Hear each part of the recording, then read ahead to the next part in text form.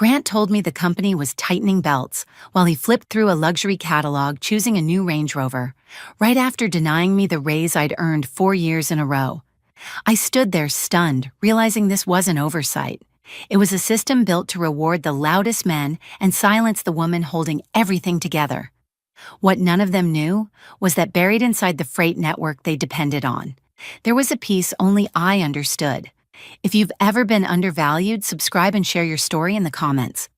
Grant didn't even bother pretending this time. He sat behind his oversized walnut desk flipping through a glossy luxury catalog comparing two Range Rovers like he was choosing between appetizers.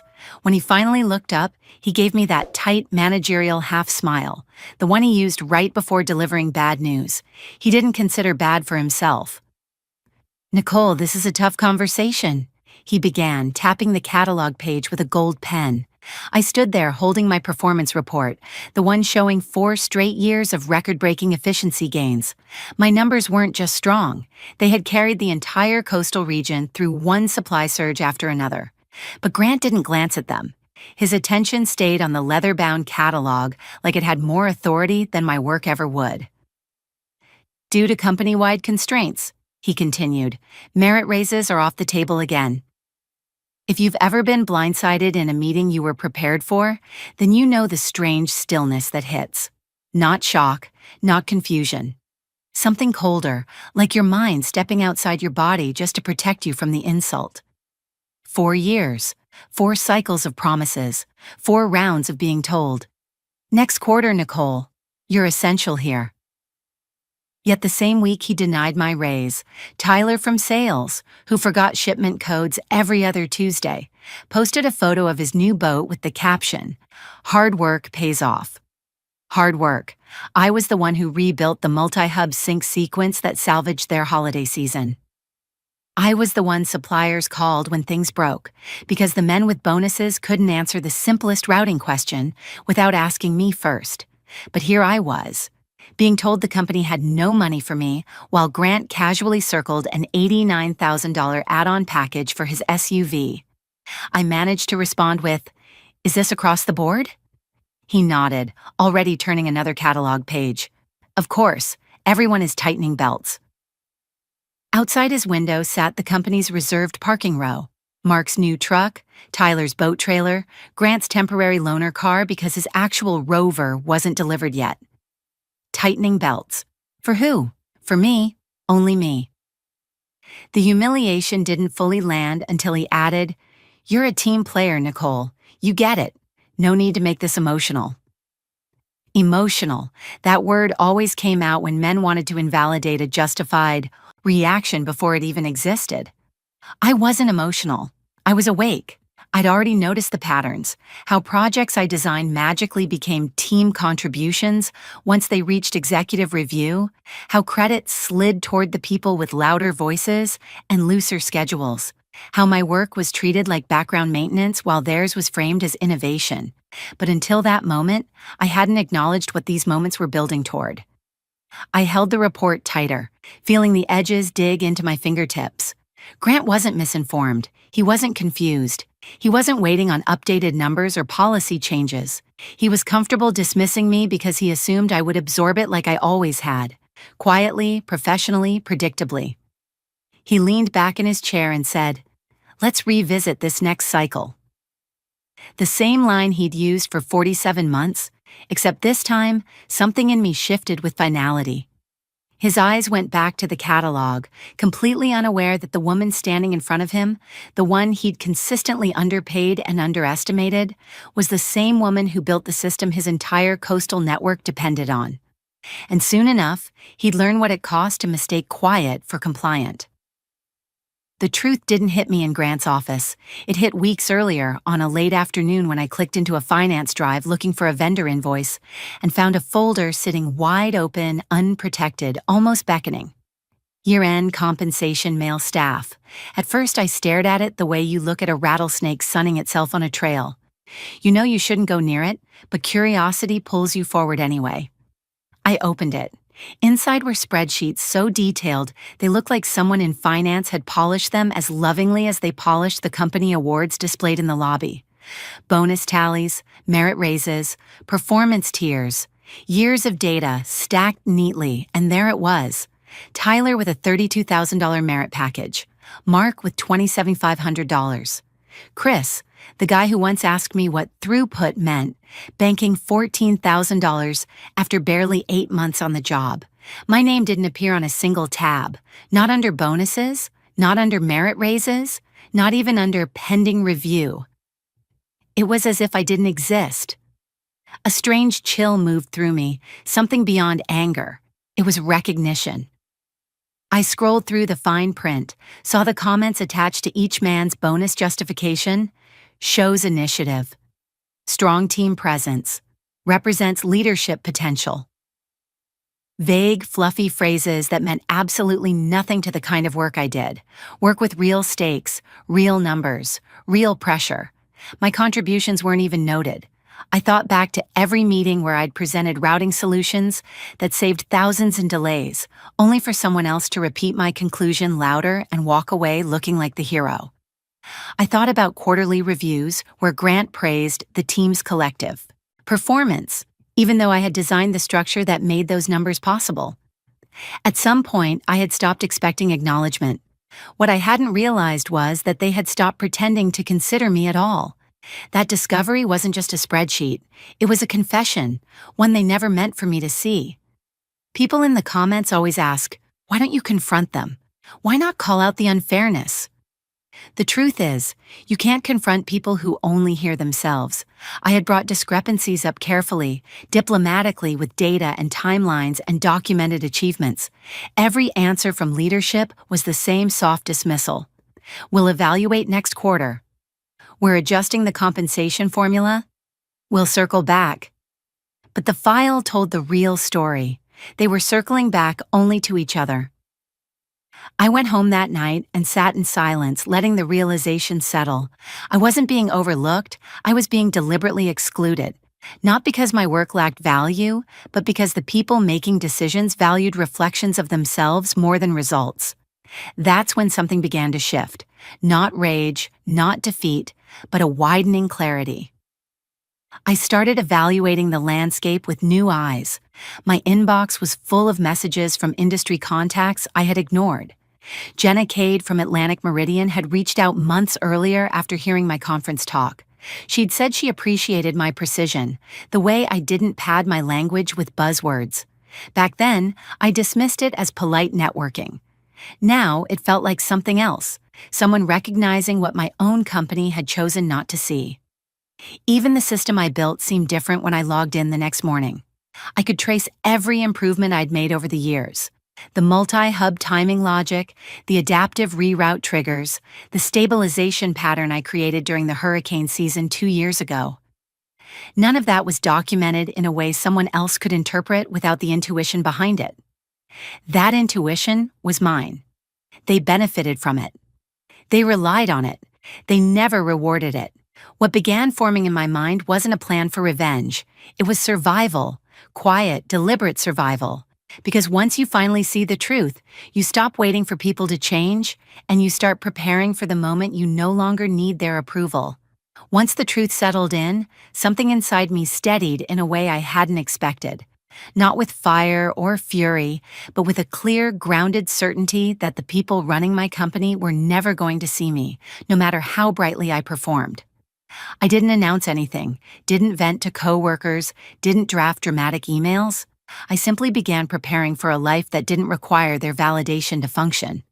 The first step was taking inventory of what I actually carried, not tasks, impact, who depended on me, which processes broke without my oversight.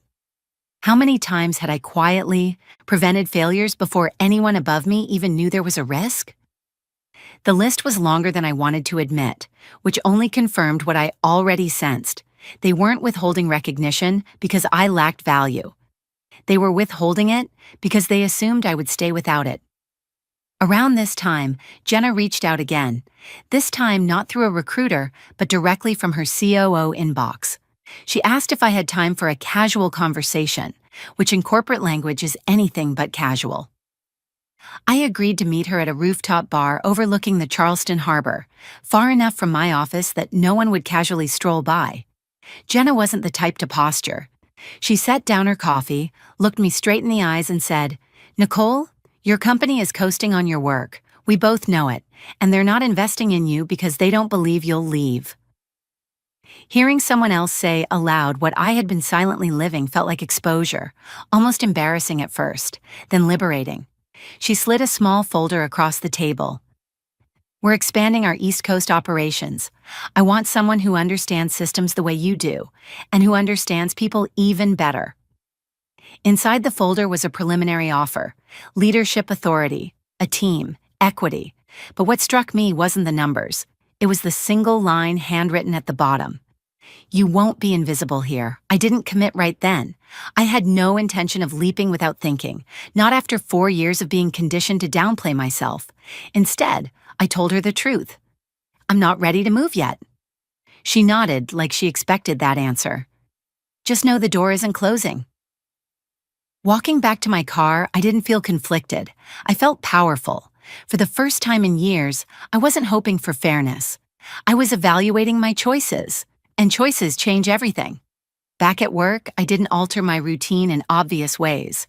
I still attended meetings, still answered questions, still stabilized shipments like usual. But internally, the ground had shifted. Each time someone dismissed a suggestion only to praise it when a man repeated it, I logged it mentally. Not as resentment, but as evidence.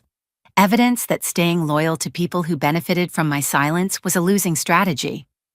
I began cleaning up my digital workspace, removing personal notes, backing up non-company materials, making sure nothing tied my life to that place except what I was contractually obligated to leave behind.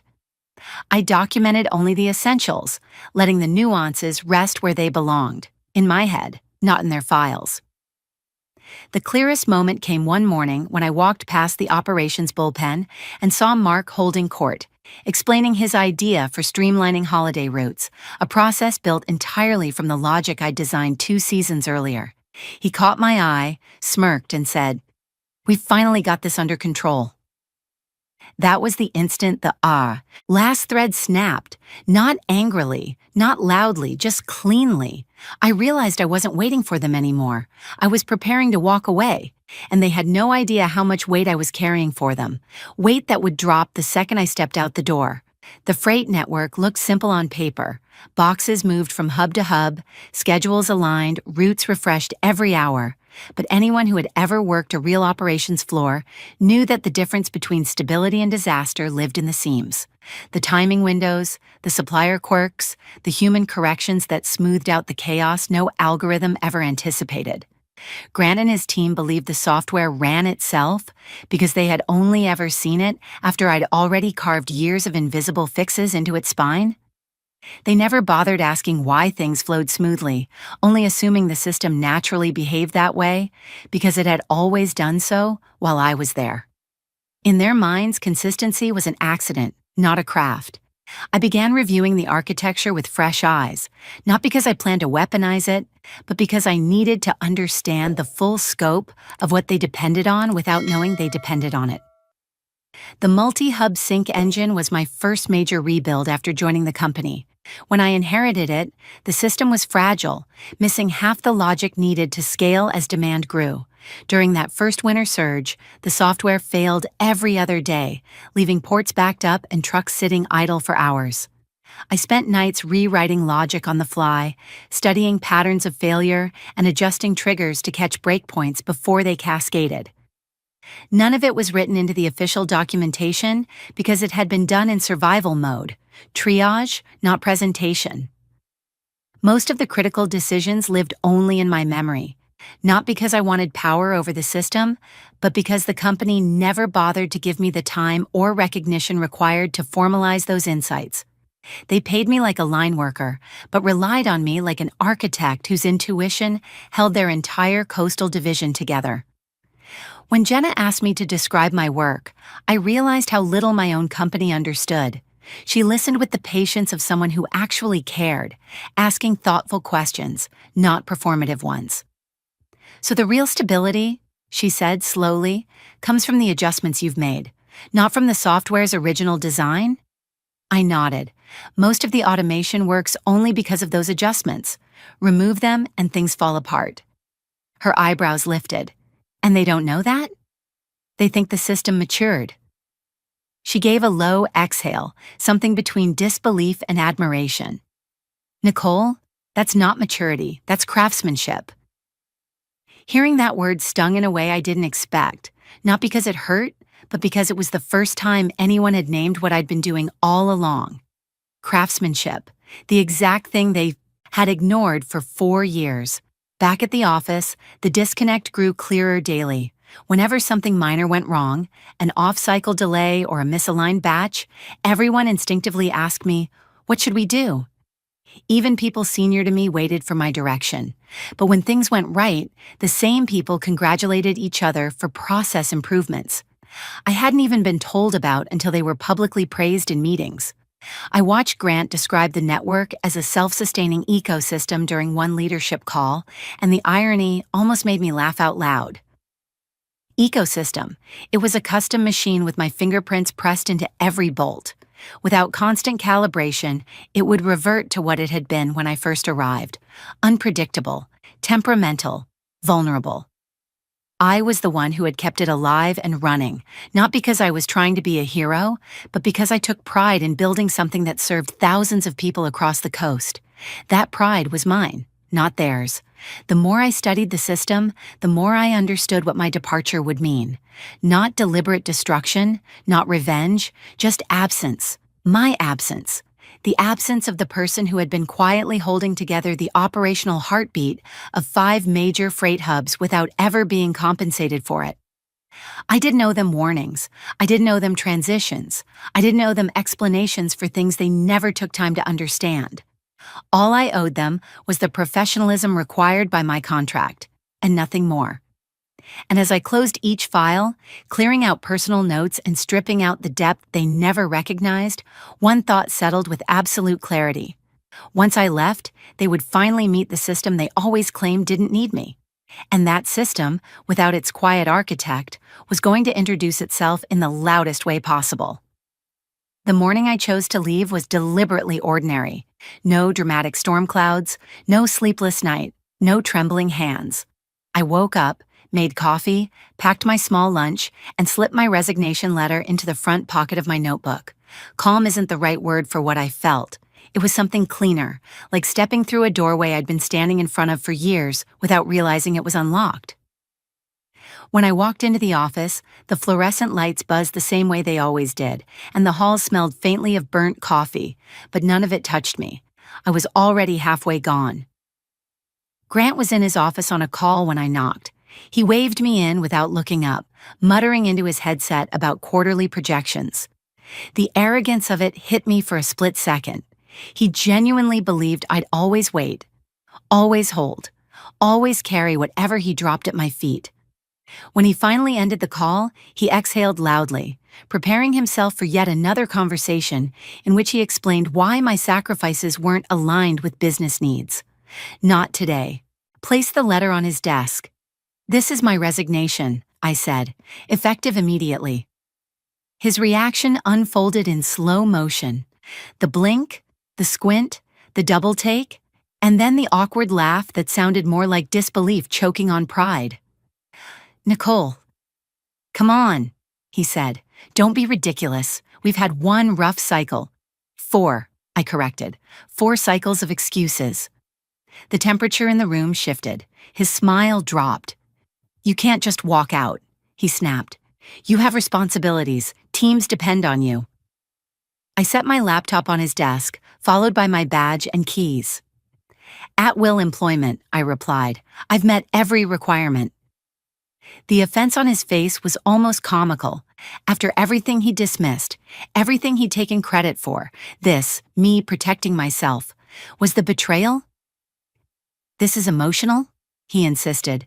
"You're throwing away your career over a misunderstanding." The word emotional landed like a predictable insult. He used it the way men in power often do, to shrink a woman's reason down to impulsiveness, to rewrite logic as instability. But there was nothing emotional about my decision. I was done negotiating with people who only valued what I could fix, not who I was. I picked up the small box I'd hidden under my desk earlier that morning, just a plant, a few photos, and the mug I kept from my first conference. As I turned to leave, Grant rose halfway out of his chair. "Nicole, wait. Let's revisit this next quarter." "You've said that for 4 years," I replied without turning back. The walk down the hallway felt different, lighter but strange, like gravity had loosened its grip. A few coworkers glanced up, sensing something had shifted but unsure enough to pretend they didn't notice. At the elevator, my phone buzzed in my pocket. Grant. Then again, and again. By the time the doors closed, I had 3 missed calls and a voicemail labeled urgent. Urgent. The same word they never used when I was saving them from disaster, only now when they feared losing control. When I stepped outside, the Charleston air felt warm and clean, brushing away the stale office air still clinging to my clothes. For the first time in years, the weight wasn't mine. Whatever came next belonged entirely to them. The first sign something had gone wrong came less than a day after I walked out. I was sitting at my kitchen counter reviewing onboarding documents for Atlantic Meridian when my old work phone, now shoved in a drawer on silent, lit up like a warning flare. At first it was 1 missed call, then 3, then an entire column of notifications stacking so fast the screen froze. I ignored them. Whatever crisis they were scrambling through wasn't mine anymore. By the second night, curiosity tugged at me enough to flip the phone over and check the caller list. Operations, IT, night logistics, numbers I hadn't saved but recognized from emergency distribution, chains. My stomach didn't drop. Instead, a strange, steady calm settled over me. They were finally meeting the version of the system that existed without my hands on it. Later, I learned the collapse didn't start with an explosion. It started with silence. The multi-hub sync window passed without confirmation, which meant every route waiting for the next timed release stayed frozen. 1 missed cycle became 2. By the time the 5th hub stalled, containers were stacked in Charleston, Norfolk, Savannah, Jacksonville, and Wilmington, each one waiting for instructions that would never come. Automation wasn't failing. It was doing exactly what it had been programmed to do when the human logic behind it went missing. They had always assumed I was optional. Now they were learning otherwise.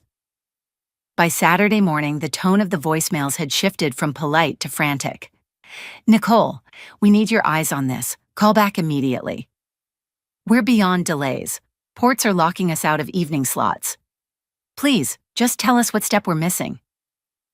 Then came Grant's voice, tight and shaky beneath the forced professionalism. "Nicole, be reasonable. We need your assistance. This isn't the time to make a point." Make a point. As if I had orchestrated this, as if my absence was pettiness, not the predictable outcome of years of expecting one woman to carry the load of an entire division without acknowledgement. On Monday, while I sat in a polished conference room at Atlantic Meridian learning about my new team, security called up to our floor.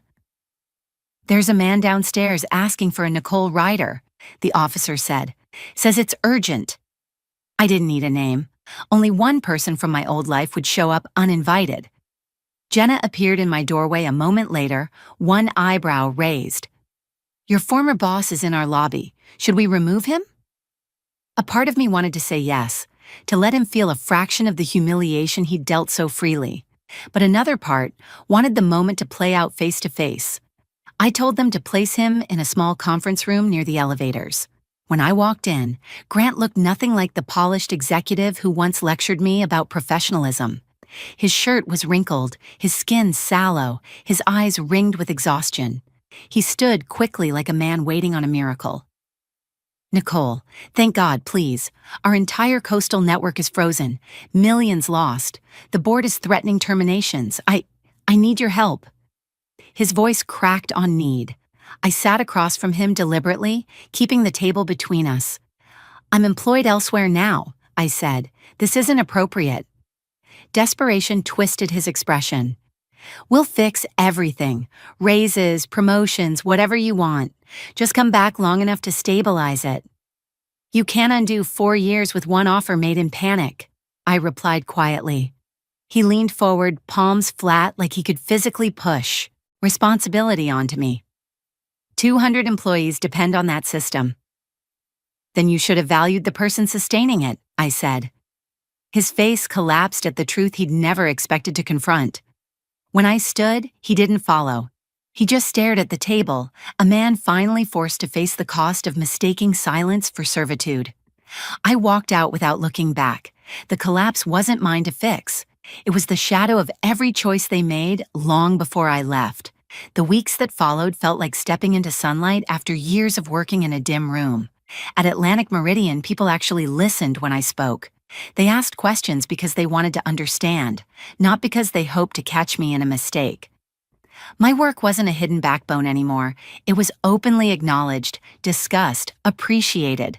3 major clients shifted their contracts to our team within a month, all citing the same reason: reliability. Not software, not branding, reliability.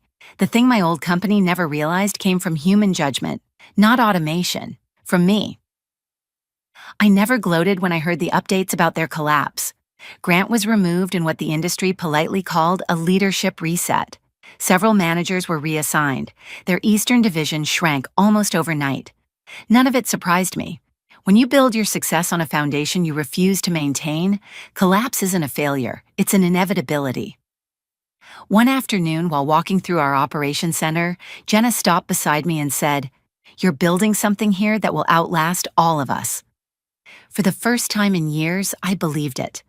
My team respected me, my work mattered, and I no longer had to shrink to fit inside someone else's comfort. If you've ever stayed somewhere hoping they'd finally see your worth, hear this: walking away isn't weakness.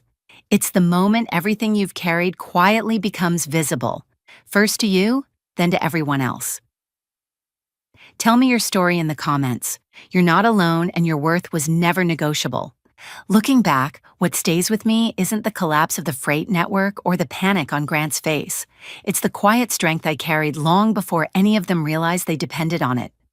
I spent years fixing problems before they became emergencies, documenting patterns no one else bothered to notice, and preparing myself for a future I wasn't sure I'd ever have the courage to choose. That kind of strength doesn't announce itself.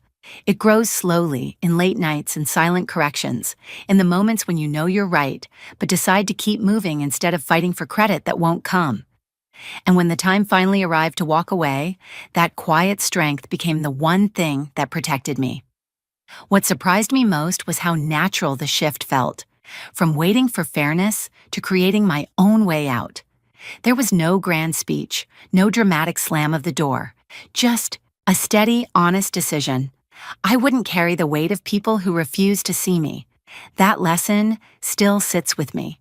When you treat your preparation like survival instead of self-defense, you build a life that doesn't fall apart just because someone else loses control. If I could give advice to a friend my age, it would be simple. Your power isn't loud. It's in the records you keep, the clarity you build, the options you quietly prepare. Don't underestimate what patience can create when paired with readiness. How to get started today. Write down the tasks you handle that no one else notices. Save proof of your accomplishments before you need them. Pay attention to who benefits most from your silence. Build options quietly without announcing your plans. Trust the moment when clarity outweighs fear. What part of your own quiet strength have you been overlooking?